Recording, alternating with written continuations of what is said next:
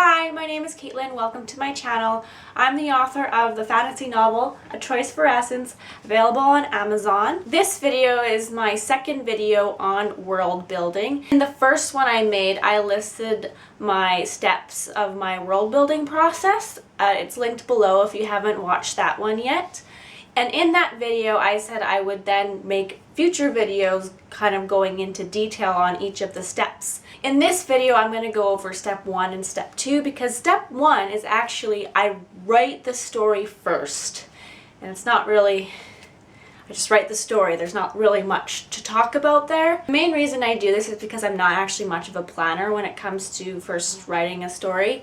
I do a loose outline before the first draft. I like to kind of map out the beats because I like having a roadmap. I like kind of having an idea of where I'm going and how I'm going to get there, but the actual details of getting there is something I can figure out along the way as I'm drafting, because I find writing the actual sentences, being in the characters' heads, that kind of unlocks more and the best ideas as I'm actually writing it than what I can plan beforehand.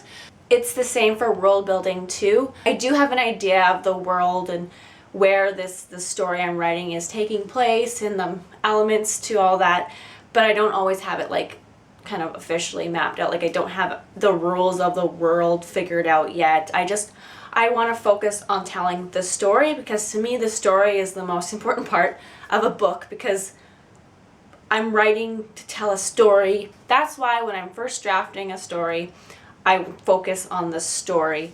The rest of it can come later. So that is step 1 of my world building process, is writing the story. So after I finish a draft, I usually take a break. Depends on the time of year. I can range from 2 weeks to sometimes like a long time. I just like to take a break between drafts because it's always good to come back with kind of fresher eyes. And then once I am ready to start working on the draft again, I prepare to do 3 things before I actually work on the draft. The first is world building, the second is character profiles, the third is to revise my outline and kind of make an action plan for the revisions for the second draft.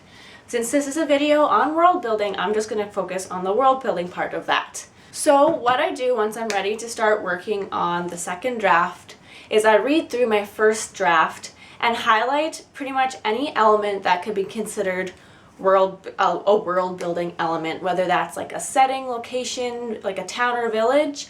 For example, for A Choice for Essence, when I was doing this stage of the process, I highlighted any reference to the land above, which is where it takes place. So like any reference to the palace, to like the gardens, to the rooms in the palace, I would highlight all of that.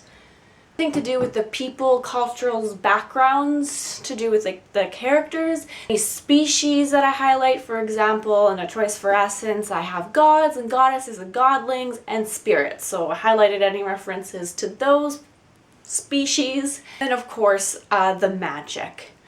And also in this stage is a little bit, sometimes I would highlight places where in A Choice for Essence where I thought more magic could come out in the next draft, so I'd highlight this part and like make a note like insert more magic here, because for instance gods and goddesses all have magical powers, and in the first draft the only magic that really came through was if it was important to like the plot or that specific, like the protagonist. Like Essie's powers came out a lot in the first draft, but maybe not necessarily the other characters, because so I would highlight places where I could maybe fill in to kind of make the world more alive and the characters more alive later on. So for that step, I highlighted places where there wasn't magic but should be. Sure, I'm missing other world building elements that I also highlight during my read through, but I can't remember them right now. So once I go through and I've finished highlighting all like the locations, character, belief, cultures, species, magic, Then I move on to the next step, which is in the next video. So sorry to leave you in a bit of a cliffhanger, but I promise I will make a video for the next step in my process. If you like this video, please give it a like. You can subscribe to my channel if you haven't already. Choice for Essence is available on Amazon. If you want to connect with me, I am on social media, on Instagram, Facebook, and Twitter. I also have an author newsletter if you want to sign up for that. Till next time, thanks for watching.